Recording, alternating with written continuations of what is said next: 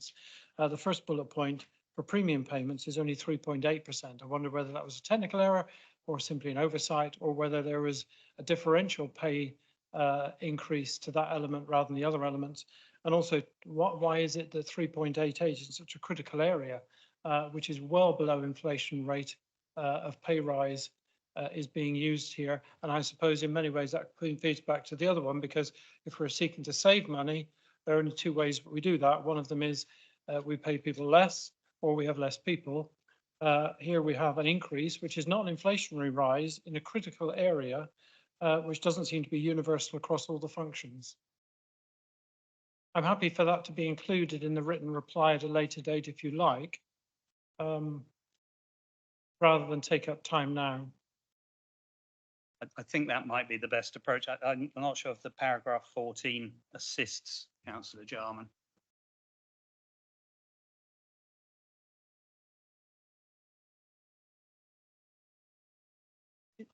If I could just, can I add? Certainly can, Councillor Jarman. So I understand that 3% has been set aside. However, I still don't understand how the net saving is achieved.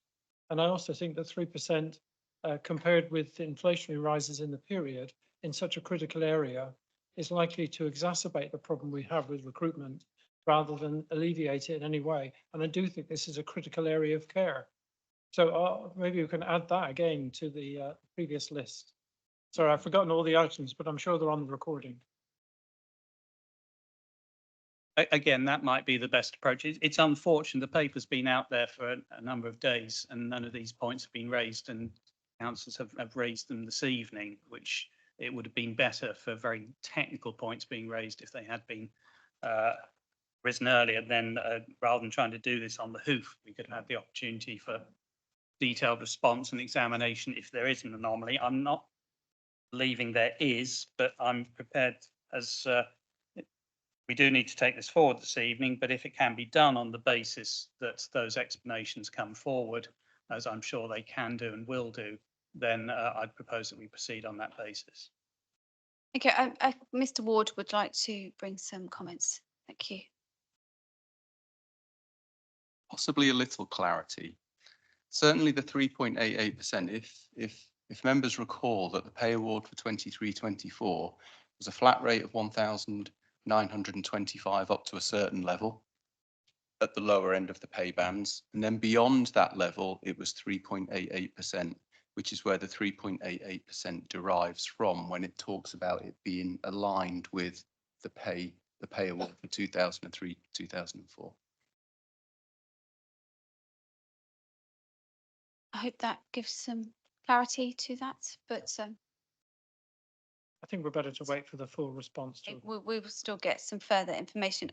I've got Councillor Quigley and Councillor Love to speak afterwards. So, Councillor Quigley? Yeah, I will vote in favour of the policy because I don't want to slow anybody's pay rise down because it needs to be agreed. But I will make the point that at some point over the next year, I think it would be good if the council became a real living wage employer rather than it is above national minimum wage.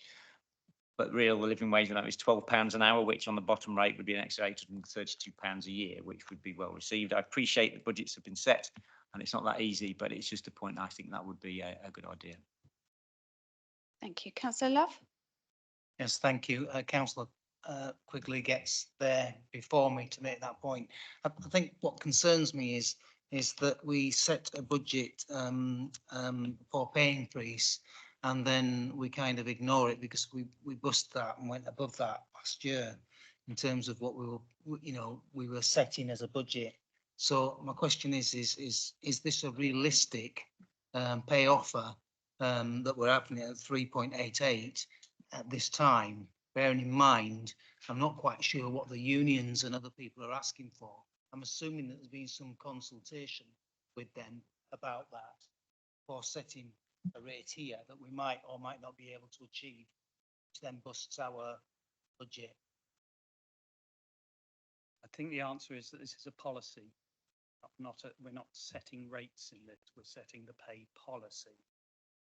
Again, I think that is a sort of question. There was obviously ongoing negotiations. That's the sort of question that should feed into that sort of ongoing issue. This is just simply, as we are statutorily required to do, setting the policy for the coming year. all sorts of things can happen, but we just need to have a policy base on which to work towards resolving them.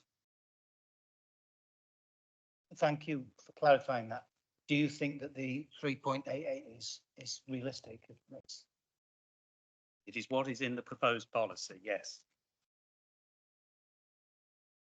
Any other comments? Anyone else on the floor? We are then going to go to the vote. To the vote on the policy. Unless. Yes, move to the vote. All those in favour of the item?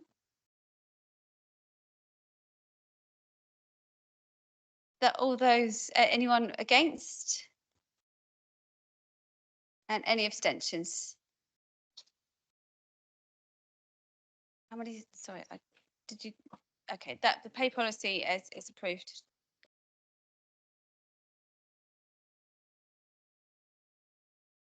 I think Marie's got the numbers. So that pay policy is approved for the evening. We move on to item 11, which is the motions, but I believe, Councillor Lilley, you are going to remove that from this meeting. Do you confirm? I will do. I'm concerned that we're still having sewage as we speak coming onto our beaches and sea, and that this is still a very, very important issue. However, since the last meeting, there's been some very good cross-party working with Surfers Against Sewage and also Southern Water and also Isle of Wight Council officers who are now working on a much more detailed motion which will be submitted led by Councillor Redrup at the next meeting. So I therefore withdraw. Thank you. Thank you for confirmation, Councillor Lilley. We then move on to, as the item B on that was already dealt with earlier in the meeting. So we move on to item 12, which is the members' questions. We have received a question from Councillor Brodie. Would you like to read your question? Thank you, Councillor Brodie. Thank you, Chair. And can I just open by assuring Councillor Love this is nothing against the people of East Cowes or Councillor Henry. The question is to the Leader of the Council, who is also the Cabinet Member for Transport and Infrastructure and all the rest of it. How do you justify the expenditure? I largely ignored delegated decision of bus service improvement funding of £300,000 over 2 years on increasing the regularity of an existing frequent bus service between Newport and East Cowes, when there are rural areas like Haven Street that have no bus service at all, particularly when the decision was based in the report on describing the Newport to East Cowes route as rural. Thank you. So Thank Jordan? So it should be noted, I'll read this out. It should be noted that prevents having to send it around all members, doesn't it? Save on a bit of electronic paper.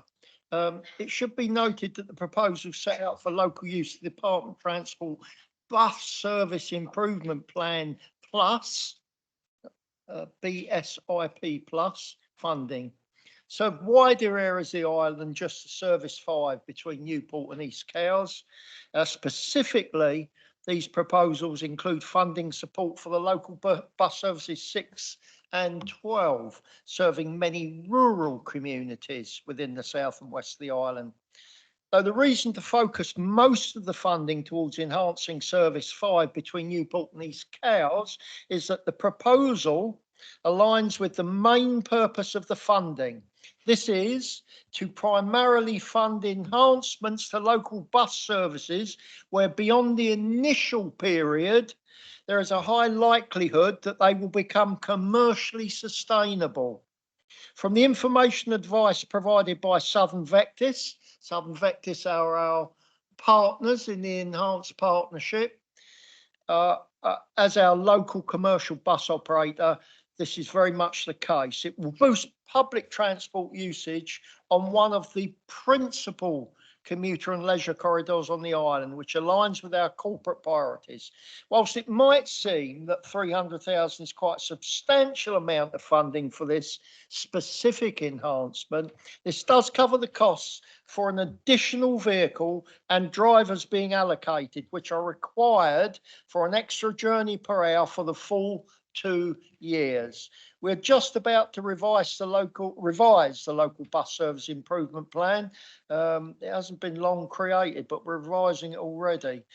For the island as I must remind, for the island as a whole, including rural communities such as Haven Street, and what can be done to improve provision within these areas. Current consideration is being given towards demand responsive transport, DRT. I think that's where you call a bus up or a thing. Similar to services that operated in the past, where residents would phone in advance to make a booking on a local community bus service. Now, of course, this is subject to an operator coming forwards and relevant funding being available. Unfortunately, commercial operators through small communities, especially in rural locations, which are not on commuter routes, do not perform particularly well without ongoing subsidy, which is why at this time it is not within the scope at present, given the level of funding that would be required to set up new services. If you recall, we were forced into a enhanced bus partnership with our bus operator, Southern Vectis, and we were invited to apply for money, which we did. So we set up the partnership, that was required of us, and then asked us for some money. Well, we did, and we got zero amounts of money. This is a second amount of money given to this council to work with the bus operator to try and enhance services. It's not enough, Jeff, nowhere near enough. We'll do our best with that money. I do take the point of your question. If we can improve that service with Southern Vectis, we will do that as best as we can. It's a very valid question, Jeff, and thank you for it. Yes. Thank you, Councillor Jordan, for that response. I mean, I understood most of what you said. I think it was important to draw attention to what I consider personally government funding that is inappropriately targeted, as far as I'm concerned, on bus services on the Isle of Wight. As you're aware, my community council funds a bus service, absolutely, a Newport Town Centre service that is well used by people, particularly in mine and Councillor Price's ward, but also in Councillor Ray Redrupp's ward, Councillor Garrett's ward, and I think it might even stray into Councillor Oliver's ward as well, maybe not. But, you know, we actually fund it because there's no, Southern Vectis will not run it at all.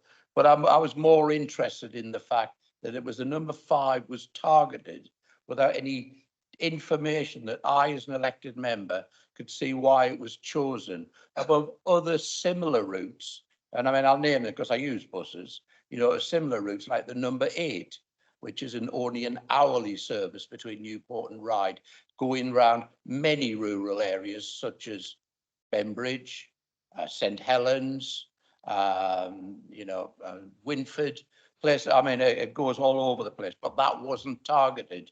And I would have liked to have understood that as well. So I was disappointed it was done by a delegated decision with very little information. The officer did come back to me promptly, you know, with what he could answer, but he didn't have that data, probably because the commercial provider won't always share it. Thank you, Chair.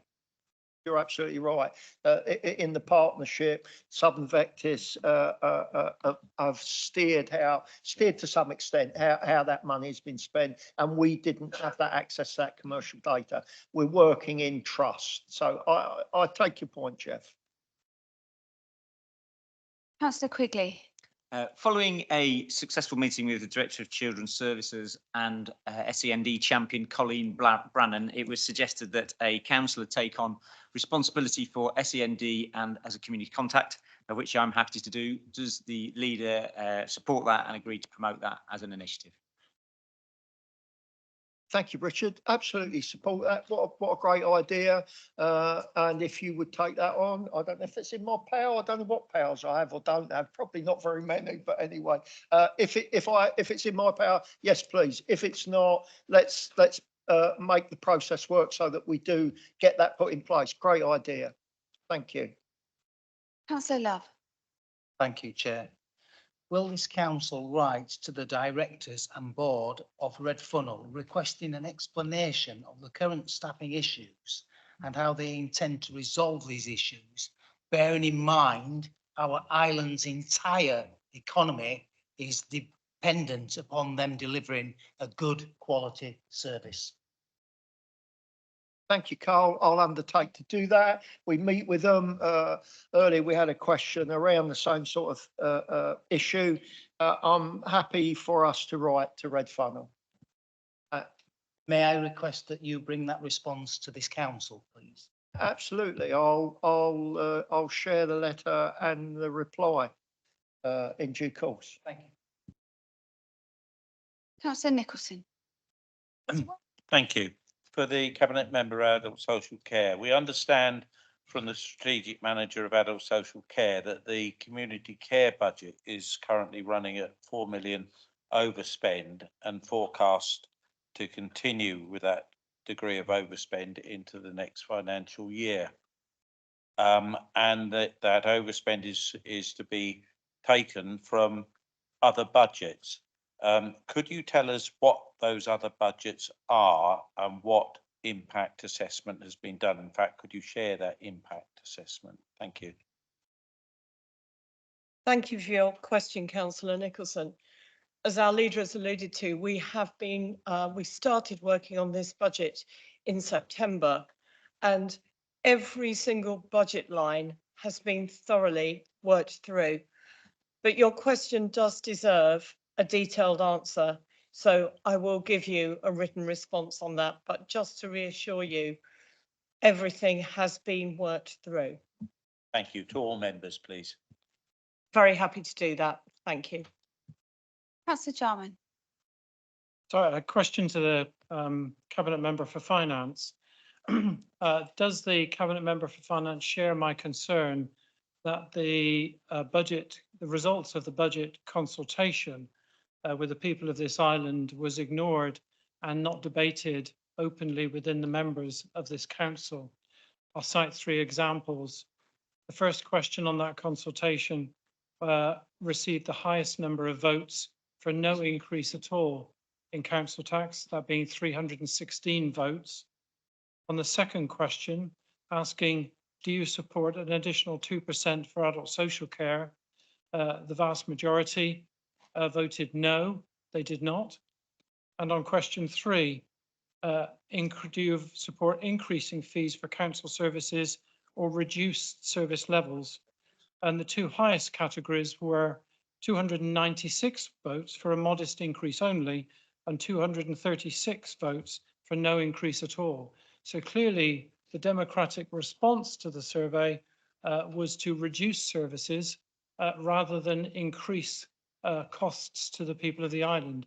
And one can only assume that that is a reflection of the increasing level of poverty that people are facing and their need to deal with those situations. Councillor Stevens. Thank you. I totally agree with you, Councillor Jarman.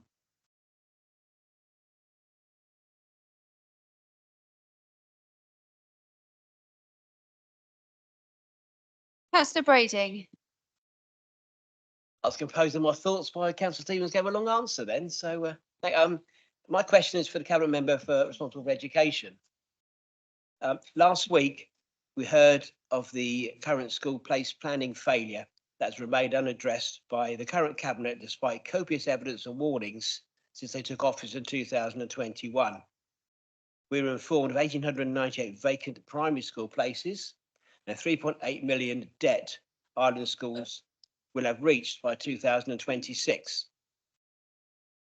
We were likewise informed that this accelerating debt, some would transfer to the Isle of Wight Council if schools closed, representing a significant risk to the Isle of Wight Council.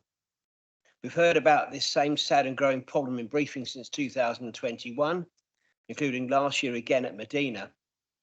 We've heard the urgent representations ignored by this cabinet from Island school head teachers. So my question is, what provision has the Cabinet Member for Education made in the medium-term financial plan for those elements of the debt, the 3.8 million, that would fall to this Isle of Wight Council? Councillor Bacon. Thank you. Councillor Brading, you weren't actually at that presentation. I got a list of the attendees. And I think if you'd been present and heard the entire thing and the exchange of questions, you'd find out that the issue is being addressed. It's being addressed in full engagement with head teachers, governors, members now, and we're moving on to a planned 2 periods, full periods of engagement with the public and stakeholders. And as I say, this is being addressed, but being addressed looking at a much bigger picture of improving the quality of education on the island overall. We've got a massive opportunity to do that now that we are in charge of our education provision through the council ourselves and not in partnership with Hampshire. And I think that opportunity, and as I say, the process that was outlined there and is to follow will deal with all those issues. Some of those were addressed in that meeting. Otherwise, the invitation was that any concerns you have should be brought forward so they can be taken account of as part of the stakeholder engagement, which effectively has now started. Just Entry? well, I'm pleased to hear that at long last the Cabinet is going to look at addressing the issue. But specifically, I was asking around, there's a 3.8 million potential debt across the schools. Has there been any forward planning in the financial plan about if any of those schools unfortunately go under? Because I know a lot of them are under severe financial pressure. This council would pick up the debt for those schools. Is there any specific allowance for potential debts that may come our way? But I'm pleased to hear that place planning is moving forward at last. That is one feature to be taken account of in the entire process of assessing the school estate, what happens to it going forward, if there are to be school closures, which schools close, and what other potential uses school estate sites might be put to. So I think you're possibly jumping the gun a bit in saying we're going to assume that we're inheriting a 3.8 million debt or whatever it might be. If indeed it is anything at that point. It is part of the process which is looking at a far wider range of things, such as preparation for school, literacy, engagement with youth services, looking at attendance, curriculum enrichment, looking at advancement to further and higher education. And a part of that, sorting out all those issues, is sorting out the school estate, yes. But as I say, the message I want to get across is that this is a much bigger process that we're able to do now that we are looking after our own children's services with a new DCS and new head of education and inclusion. There will be further engagement. I'm sure there'll be further member presentations. There will certainly be public engagement starting in April, and then a further period of public engagement in June, July, August, which will then lead to proposals. And that's the point at which we see where we truly stand and what we can do. Councillor Churchman next, please. Yes, I hope you're all sitting down comfortably. Our pension fund is worth £750 million. We currently employed somebody to do a survey, cost-effective thing on our actual investments, etc. Barnet Waddingham. The report last year identified specific risks to the pension fund arising from limited officer resources and critical single points of support failure. The majority of the pension fund's team have since departed to other authorities. And most critical of all, we lose our fund manager at the end of March. Incidentally, she gave notice in January, 3 months' notice. The Pension Fund Committee and the Pension Fund chairs of both the board and the fund have have constantly queried why no senior staff have engaged with her over the past months to resolve replacement and handover. I understand a first meeting was finally planned for today. As a result, the Isle of Wight Council's pension fund is paying out an additional £23,000 a month at the moment, and have had to acquire even more consultation from Hymans Robinson, which is probably going to be similar, to maintain and run our pension fund. If you were an Isle of Wight pensioner at the moment, could you stand the thought that maybe the administration which paid out your money collapsed? I'm sorry to make it sound, but this is appalling. Statutorily, I have a feeling we should have a fund manager in place, but I haven't actually checked that out. Our current fund manager works extremely hard, and in personal opinion is it will probably take 2 people to do her job anyway. That is beside the point. I want to know what this council is doing to deal with replacement and enlarging the actual pension fund team inside the council to handle this appalling situation. Thank you, Chair. Councillor Jordan. In connection and working with the chief exec, we will give you a written reply on the comprehensive approach that we are going to take to deal with this problem that we're well aware of. I presume that will be circulated to all members. I'm rather disappointed that our 115 officer and Carrie Hubbleday has departed the chamber, because this comes partly under their remit. But I cannot stress the importance of this.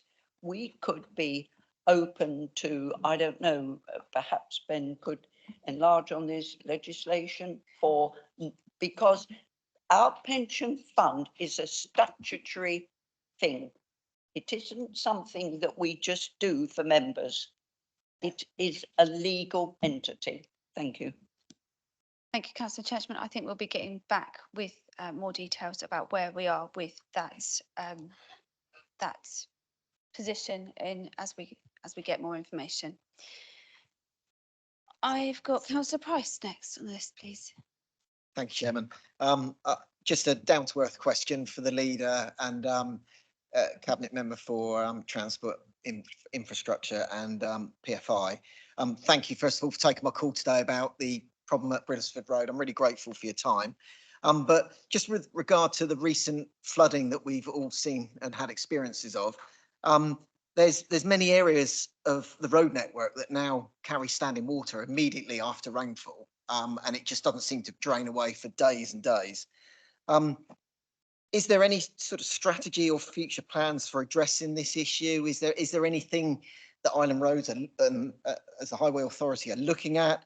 Is there investigations into what the causes are and who is responsible, i.e. landowners and things? It's just there are certain areas now where for instance, Middle Road, not in my ward, so I apologise to the local member for that. But there are 3 areas of standing water on the Middle Road which are absolutely lethal, and it takes about 5 days after the last rainfall for it to go. Just wondered what you could sort of give us on that. Thank you. Councillor Jordan. Thanks, Matt. Of course, this is ongoing work. You'll recall not too long ago in the budget, there was proposed to put some money aside to address these very issues of areas that have suffered from flooding. you're right, it's a complicated issue sometimes. It's not always the drains. Sometimes it is. And therefore, if it's the drain gully, it would fall under the responsibility of Island Roads. That said, in the, and I'm not making a cheap dig here, but in the last administration, some of the savings that were made out of the PFI, we've all had to face these savings, was to reduce gully cleaning from it was the contract required the contractor to make good that problem. So if the gully was blocked, it would be required to come and clear it. That was changed under savings to 1 or 2 gully cleanings a year, dependent on the areas. And lots of us, Joe has too in Bembridge, lots of us have suffered, Councillor Dorr, Ian has suffered from that in getting those gullies cleared. That's only part of the problem. There is drainage below the gullies that are essentially southern water. And you're right, and I have in my own area where I live, not my ward, lying water that's coming from land. And it is extraordinarily difficult to get the landowners to address the issue of running water off their land. And there's a longer term issue of landowners not keeping their ditches clear outside of their land. So there's a number of issues to deal with here. Frustrating, difficult, wrong for us as our residents, for our community, for our island. We're doing our best with the resources we've got to address it, Matt. That it is complicated. It's complicated. I wish I could give you a quick, easy answer. Yes, we'll put some more. We'll go back to and renegotiate the contract so that it's just more complicated than that. Councillor Blake. Thank you, Chair. Just a question to Councillor Jordan here, Leader of the Council. Unfortunately, on Sunday night, I was witness to a crash that closed Whittle Road, and it was quite a large one. There was multiple units on site, and it totally blocked the road. What is the council's contingency plan if an accident like that happens and the Graben's closed and Ventnor is entirely shut off? What, say, if the situation had occurred at that, where there was a slightly larger crash that had taken more than an hour to clear, if someone needed an ambulance or something in town, it would have been impossible to get someone through to Ventnor. What is the council's contingency plan? Of course, this council decided in 2012 to enter into a contract of PFI nature. And in doing so, transferred the Highway Authority responsibilities to the contractor, who has an obligation and responsibility to do exactly that, to manage the highways network, keep it open, keep it free, keep it safe. And where that isn't the case, then they must close the road.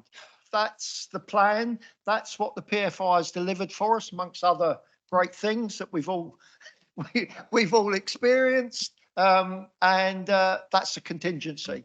The contractor manages our highways network for this council. Sorry, that. Supplementary? Yeah, that doesn't quite answer the question. I get the point you've offered it to Island Roads, but they aren't apparently obliged to reopen the undercliff, which is the only fast way of getting back into the reopening way back into Ventnor. The Graben is going to constantly move.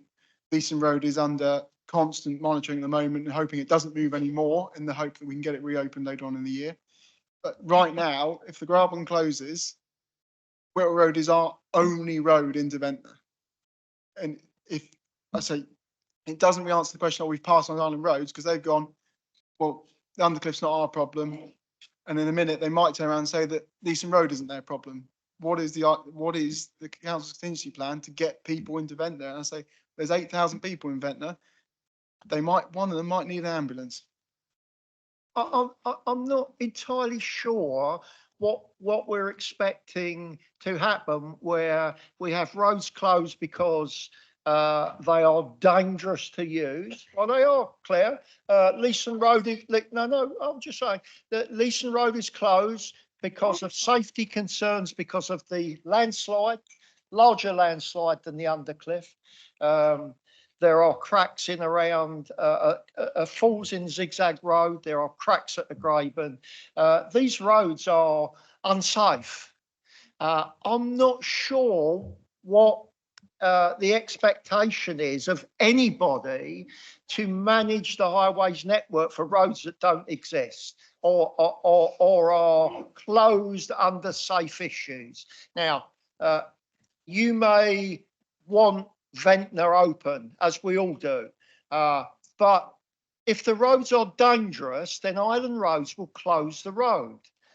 And that's out of safety concerns. Now, you ask me, what's the contingency? Well, unless we build new roads, what is the contingency? Well, we're not building any new roads. Well, you're asking us, you're asking me to give you what the plan is when a road falls into the sea. That's essentially what you're asking me. Yeah. There is no. Thank you, That's councillor the Jordan. I think it's, There- excuse me, I think. There is That no Councillor plan Jordan. for building roads at multi-million pounds, for all kinds of Thank reasons. you, councillor Jordan. I'm sorry, I thought you wanted me to carry on. No, I know, Oh. not at all. I want everyone, it's the end of the meeting. I think we could talk about that subject for days on end. So we really don't need to do it right now at this point. Thank you very much for attending. Thank you to the officers that worked on all those proposals with us, and have a good evening. See you in a few weeks.